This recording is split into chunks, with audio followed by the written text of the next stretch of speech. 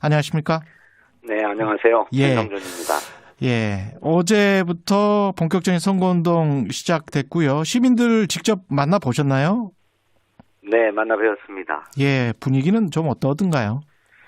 예, 박영선 후보도 그렇고, 저도 그렇고, 예. 시민들의 생활 현장 속에서 예. 시민들을 직접 만나서 좀 듣고 또 듣겠다라고 하는 그런 경청의 자세로 예. 유세를 진행하기 시작했는데, 예. 그야말로 생활 현장 속에 고단한 어떤 시민들의 일상과 또 그런 데서 나오는 진솔한 어떤 하소연 이런 걸 들을 수 있었습니다. 예.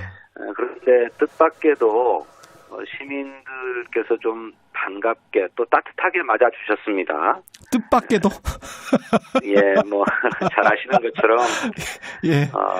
LH 투기 의혹 사건으로 예. 민심이 정말 사납습니다. 예. 그렇지 않아도 코로나가 장기화되면서 예. 시민들의 삶이 많이 지쳐 있는데 예. 그래서 여론조사도 나옵니다마는 정부 여당에 대한 매서운 민심을 확인할 수 있지 않습니까? 예. 그래서 마음을 단단히 먹고 저희들이 현장에 들어갔는데 의외로 반갑게 또 따뜻하게 맞아주시기도 하고 예. 손도 흔들어 주시기도 하고 파이팅 이렇게 예. 외쳐주시는 시민들도 계셔서 예. 힘을 좀 얻었습니다. 아, 그러세요? 예. 네.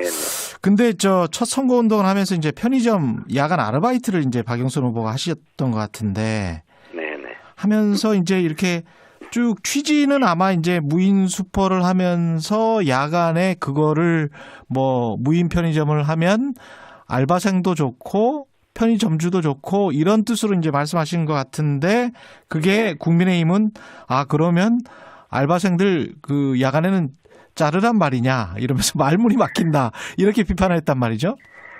예.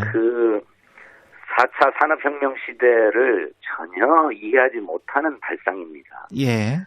잘 아시는 것처럼 인공지능과 또 로봇 기술이 발전해 가면서 예. 이렇게 최첨단 공장뿐만 아니라 일상의 삶의 현장에도 그런 기술들이 접목되어 오고 있지 않습니까? 근데 이것 때문에 이렇게 공장이 자동화되거나 생산 현장이나 사업 현장이 자동화되면 인력이 필요 없어지니 일자리가 줄어든다는 우려가 있는 게 사실입니다. 예. 그런데 그렇게 앞서서 로봇을 도입하고 인공지능을 도입해서 생산성이 높아지면 거기서 나오는 수익을 우리 노동자들과 공유해야 된다. 앞서서 그런 체계를 갖춰야 된다 해서 박영선 후보가 중소벤처기업부 장관 시절에 무인 슈퍼라는 개념을 도입하고 확산시키려고 하고 있는데 바로 그런 거를 도입하게 되면 기왕에 고용되어 있는 노동자가 일자리를 잃는 게 아니라 오히려 그들에게 매출의 상승에서 오는 이익을 공유하고 나눌 수 있다는 점을 얘기한 것입니다. 예. 그리고 이런 경제체제를 앞으로 구축하고 우리가 미리 준비해 가야 된다라고 하는 뜻에서 얘기한 건데 그런 어떤 산업계의 변화나 또 그를 위한 우리의 선제적인 대비 이런 것은 전혀 안중에도 없는 그런 무식한 지적입니다. 이 박영선 후보는 이명박 시즌2는 용납할 수 없다. 이렇게 이야기를 하고 있습니다. 박영선의 서울선언 1. 이건 뭔가요? 서울선언 1이라고 읽어야 됩니까? 서울선언 1? 예, 후보께서는 매일 하루에 한 꼭지씩의 새로운 정책 제안을 하겠다는 뜻으로 서울선언 첫 번째 서울선언이다 이런 뜻으로 이제 말씀을 하셨는데 다른 것보다도 무엇보다 우리 고3 수험생들의 백신 접종 시기를 여름방학으로 앞당기겠다는 것입니다. 원래 이 고3 수험생들은 올 3분기에 백신 접종을 하도록 예정되어 있어요. 그런데 이 시기가 수능과 좀 임박한 시기가 될 수 있기 때문에 자칫 백신을 맞고 부작용이 발생하면 큰 탈 아니겠습니까? 그래서 이제 수험생들도 걱정이 크고 학부모들도 더 걱정이 큰데 이 고3 수험생들의 접종 시기를 여름방학으로 좀 당기면 훨씬 좀 안정감 있게 공부를 할 수 있지 않겠나 이런 뜻에서 제기한 것인데 보건당국에 건의를 했더니 가능하다는 겁니다. 예. 2분기에 남는 화이자 백신과 또 3분기에 들여올 화이자 백신을 활용하면 고3 수험생들의 접종 시기를 당길 수 있겠다는 게 또 보건당국의 판단이어서 예. 정말 시민들에게 유용한 제안이고 선언이었다 이렇게 생각합니다. 그 백신 접종 속도는 조금 더 빨리 해야 될 것 같습니다. 지금 상황을 보면 우리나라가 약간 좀 늦었기 때문에 그런 좀 우려는 있습니다. 예. 훨씬 빠른 속도로 접종이 이루어지고 있어서 예. 지금 인구 100명당 접종 속도로 보면 우리가 전 세계적으로 4위라고 합니다. 아, 예. 그래서 박영선 후보가 많이 강조하고 있습니다만 쥐어짜는 주사기, 최소 잔량 주사기를 개발하면서 오히려 백신을 아껴서 더 접종할 수 있기 때문에 훨씬 더 속도는 빨라질 것이다 이렇게 말씀드리겠습니다. 지금 이제 여론조사를 보면 일반적으로는 좀 많이 열세다 이렇게 나오고 있고 그래서 박영선 후보가 따박따박 하루에 2%씩 올릴 자신이 있다 이렇게 말을 했는데요. 이게 가능하겠습니까? 예. 예, 노력해야죠. 아까도 말씀드렸던 것처럼 현장의 분위기는 꼭 여론조사의 어떤 수치하고는 좀 많이 다르다 생각하고 있고요. 또 무엇보다 이번 선거의 이제 의미를 차분하게 짚어볼 수 있는 조건과 환경이 갖춰졌다고 생각해요. 그간에는 아까도 말씀드렸던 것처럼 LH 부동산 투기 의혹 사건이 터져서 국민의 공분이 굉장히 높았고 또 그에 이어서 야당은 야권 후보 단일화를 하겠다고 해서 온통 거기에 관심이 갔는데 이제 후보가 딱 결정되었기 때문에 이제 후보의 인물 면면을 비교해보고 정책 공약의 모습을 다 비교해볼 수 있는 조건이 갖춰졌기 때문에 비로소 선거의 의미를 다시 한번 되짚어볼 수 있는 시기가 왔다고 생각합니다. 잘 아시는 것처럼 이번 선거는 정쟁을 하는 시장을 뽑는 선거가 아니라 민생을 챙기는 시장을 뽑는 선거입니다. 그래서 인물과 정책의 우위를 확실하게 선보여가면 충분히 따라잡을 수 있고 또 역전도 가능하다 이렇게 보고 있습니다. 그 전통적으로 보면은 이제 민주당은 강북 지역에서 굉장히 우세였고 국민의힘은 이제 강남 3구에서 굉장히 우세였는데 지금 여론조사들을 보면은 거의 강남북이 다 열세로 나타나는데 지역별 맞춤 전략 같은 거는 있나요? 네, 그렇습니다. 야권의 후보들이 야권 단일화를 하겠다고 정신이 없을 때 박영선 후보는 25개 구를 전역을 다 돌면서 그 지역에 맞는 맞춤형 공약들을 다 제시해서 호평을 받았고 또 선거 첫날 일제히 현수막을 다 걸었는데 그 현수막도 다 지역 맞춤형 공약들을 다 걸었습니다. 아, 다 따로따로입니까? 그렇습니다. 그래서 누가 진정으로 준비되어 있고 또 우리 시민의 삶을 위해서 노력할 후보인가를 그 정책적 우위로 분명하게 입증이 보이겠다고 하는 것이 박영선 후보 캠프의 전략입니다. 그 의원님 지금 그 샤이 진보라는 말 많이 하잖아요. 네. 이게 지금 수분 지지층이 있다고 보시는 거예요? 네, 저는 그런 게 좀 있다고 봅니다. 어떤 측면에서 그렇게 생각하세요? 그러니까 이제 이것을 그러니까 이제 저는 이제 전략적 측면에서 보면 그런 이유들 때문에 나는 민주당을 지지한다 또는 나는 박영선 후보를 지지한다라고 드러내놓고 공개적으로 의사표시를 할 수 있는 상황이 조금 못 된다. 물론 열렬한 적극적인 지지층들은 여론조사가 오든 또는 어떤 사적인 자리에서든 나는 민주당을 지지하고 박영선 후보를 지지한다고 당당하게 말씀도 하시고 또 선전도 하시겠지만 그런 걸 조금 이렇게 꺼리시는 분들도 분명하게 있다. 소극적인 지지층 가운데에는. 그래서 이런 분들이 여론조사에 적극적으로 응답하지 않고 있는 것으로 보이고 그런 분들이 여론조사에 잡히지 않는 숨은 진보층이 있다. 저는 그렇게 보고 있는 것입니다. 근데 이 임종석 전 비서실장이 고 박원순 전 서울시장 내가 아는 가장 청렴한 공직자라고 SNS에서 연속으로 올린 거 이 부분은 조금 좀 무리수 아닙니까? 어떻게 보세요? 이거 왜 이러시는 거죠? 그 뒤에 당신도 해명을 했던 것으로 압니다마는 예.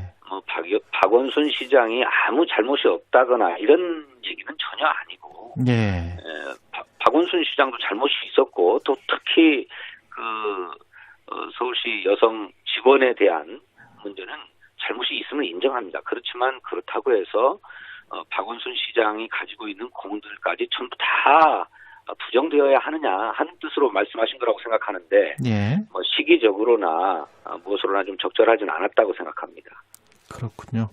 그 오세훈 후보의 그 내곡동 땅 의혹은 어떻게 생각을 하세요? 민주당은 이게 지금 선거 기간 내내 이 의혹을 제기할 생각이십니까? 그것은 정말 공직자로서 아주 치명적인 문제라고 생각합니다. 예. 어떻게 보면 이 사건은 LH 직원들, 부동산 투기를 했던 직원들보다 훨씬 심각한 이해 충돌 아닙니까? 예. 아니, 서울시장이 자신의 권한을 이용해서 자기의 땅을 그린벨트에서 해제해가지고 보상을 받았어요. 내부 정보를 이용한 것도 아니고 자기의 권한을 그렇게 써버린 일 아닙니까? 예. 더구나 그것의 진실을 밝히고 사과를 할 것을 요구했더니 거짓 변명으로 일관했지 않았습니까? 예. 이 공직자의 정직성은 기본 덕목 아닙니까? 이런 치명적인 문제, 그러니까 이해 충돌의 문제, 또 정직성의 문제, 이 문제는 공직자의 아주 기본적인 자질에 해당하는 문제이기 때문에 당의 검증 TF를 중심으로 해서 이제는 반드시 규명해 나가겠다라고 하는 생각입니다. 이번 선거가 상당히 이제 어떻게 보면 부동산 선거 비슷하게 돼서 LH 투기 사태뿐만이 아니고 그 전에도 이미 이제 서울시 집값이 많이 올랐지 않습니까? 네네. 그래서 이 부동산 문제를 해결할 수 있는 어떻게 보면 부동산 가격을 하향 안정화시킬 수 있는 후보가 적합할 것 같은데 두 분 다 오세훈 후보, 박영선 후보 다 어떻게 보면 이제 재건축 재개발을 조금 더 활성화시키는 방향 쪽으로 나가고 있단 말이죠. 이게 부동산 가격을 잡을 수 있을까요?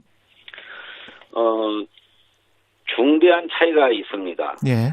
오세훈 후보는 과거 뉴타운 방식이나 과거에 추진해왔던 재건축 재개발 방식처럼 민간에 맡겨서 싹 다 풀면 된다 이런 생각이에요. 예. 그런데 박영선 후보는 그렇지 않습니다. 공공이 주도하는 개발이어야 된다. 그래서 개발의 이익이 그야말로 토지 소유자들이나 부동산 투기꾼들에게 그냥 전유되지 않도록 공공이 나누어 가질 수 있도록 해야 된다라고 하는 중대한 차이가 있고요. 또 하나의 차이는 오세훈 후보는 무조건 다 풀고 공급만 많이 하면 된다 하는 생각이지만 박영선 후보는 또 한편으로 수요에 대한 규제도 필요하다고 생각합니다. 특히 부동산 투기에 대해서는 엄단해야 된다. 그래서 지금 국회를 중심으로 해서 부동산 거래 분석원을 설립하는 문제가 활발하게 논의되고 있습니다만 그게 아니라 하더라도 서울시에 부동산 감독청을 설치해서 부동산 투기 수요를 엄격하게 관리해 나가겠다라고 하는 처방까지도 가지고 있습니다. 그렇게 보면 부동산 문제를 해결하는 데 있어서 해법을 누가 가지고 있느냐? 당연하게 박영선 후보가 잘 갖추고 있다. 오세훈 후보하고는 비교가 안 된다. 저희들은 그렇게 생각합니다.